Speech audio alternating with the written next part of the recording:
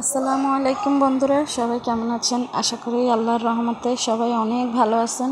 তো আজকে একটা নতুন ভিডিও নিয়ে আপনাদের সাথে হাজির হলাম। যারা আমার চ্যানেলে নতুন তারা অবশ্যই সাবস্ক্রাইব করবেন। তো ভিডিওটার একটা বিশেষত্ব হচ্ছে, এটা হচ্ছে কলমি শাক।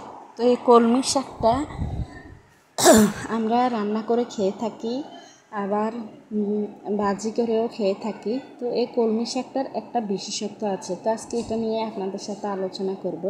তো বিশেষত্বটা হচ্ছে, আমরা কিন্তু জানি না কলমি শাকটা আর কি কি কাজে আসে।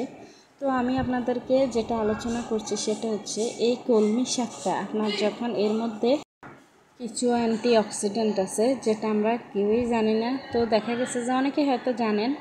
তো এই শাকটা দেখা গেছে আপনার যদি হাত কাটা যায় বা কোনো শরীরের কোনো স্থান কাটা যায় এবং সেখান থেকে যদি ব্লাড বের হতেই থাকে, ব্লাড কোনোভাবেই বন্ধ করা সম্ভব হচ্ছে না, তো দেখা গেছে যাদের হাতের কাছে মানে গ্রাম অঞ্চলে বেশিরভাগ পাওয়া যায়, অথবা কেউ বাসা বাড়িতে খাওয়ার জন্য এটা বিভিন্ন ইয়ের মধ্যে চাষ করে থাকেন, অথবা দেখা গেছে যে আপনি বাজার থেকে কিনে আনলেন।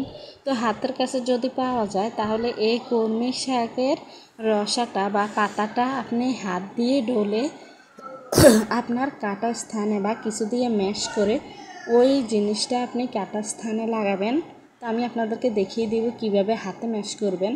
আমি একটুখানি দেখিয়ে দিব, কিন্তু তারপরও আপনারা বেশি জায়গা হলে বেশি কিছুতে থেতো করে নিয়ে আপনি ওই কাটা স্থানে লাগালে আপনার রক্ত বের হওয়াটা বন্ধ করবে। তো এটা হচ্ছে এর একটা বিশেষ বড় একটা বিশেষত্ব, এটা অনেকেই জানে না।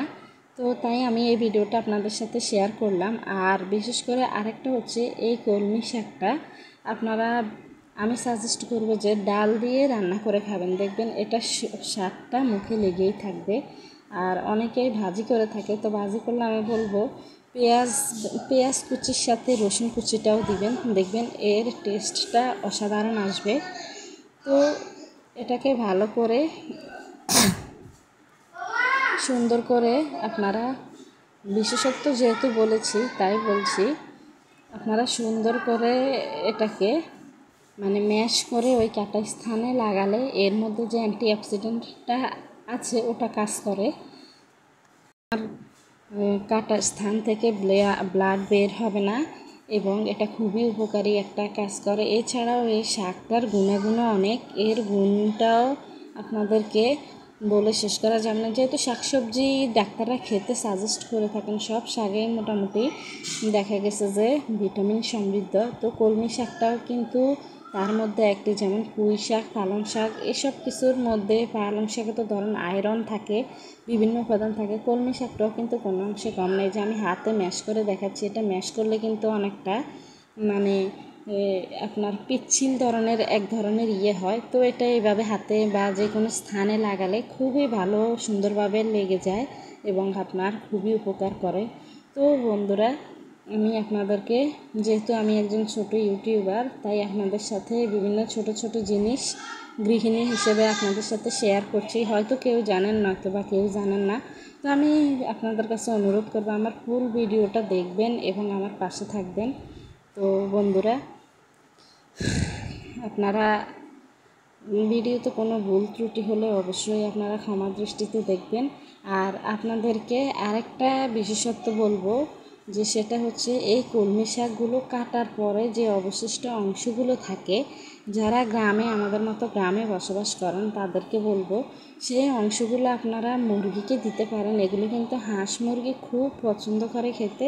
এই যে আমি আমার ভিডিওতে আপনাদেরকে দেখাচ্ছি, এখানে আমি এই যে উচ্ছিষ্ট অংশগুলো রয়েছে সেগুলোকে দাদি একটু কুচি করে মুরগির সামনে দিলাম। মুরগিগুলো খুব সুন্দরভাবে খাইতেছে। শুধু যে হাঁস মুরগি পালন করলে ঘরের ভাত চাল বা কেনা খাদ্য খাবে তা নয়, আপনারা শাকসবজি কাটার পরে কিছু শাকসবজির অবশিষ্ট অংশ আছে যেগুলো মুরগি খুব খেতে পছন্দ করে। তো আমি আপনাদেরকে দেখালাম, এই যে আমি এক মুখ দিলাম, মুরগিগুলো খুব সুন্দরভাবে খাচ্ছে, দেখতেই পাচ্ছেন। তো অবশিষ্ট অংশগুলো আপনি আপনার বাড়ির হাঁস মুরগিকেও খেতে দিতে পারেন। এর কোনোটাই ফেলনা জিনিস না। যেমন শাক ডাঁটাটা আপনারা মানুষরা খেতে পারলেও অবশিষ্ট অংশটা হাঁস মুরগিকে দিলে সেগুলো হাঁস মুরগি খেয়ে ফেললো। তো এটা হচ্ছে এই শাকটার একটা বড় গুণ, যেটা দেখা গেছে অন্যান্য সবজি টবজি কাটলে দেখা গেছে যে মুরগি খায় না, তো শাক জিনিসগুলো মুরগিও পছন্দ করে। তো তাই আপনাদের সাথে শেয়ার করলাম। আমি একজন ছোট ইউটিউবার হয়ে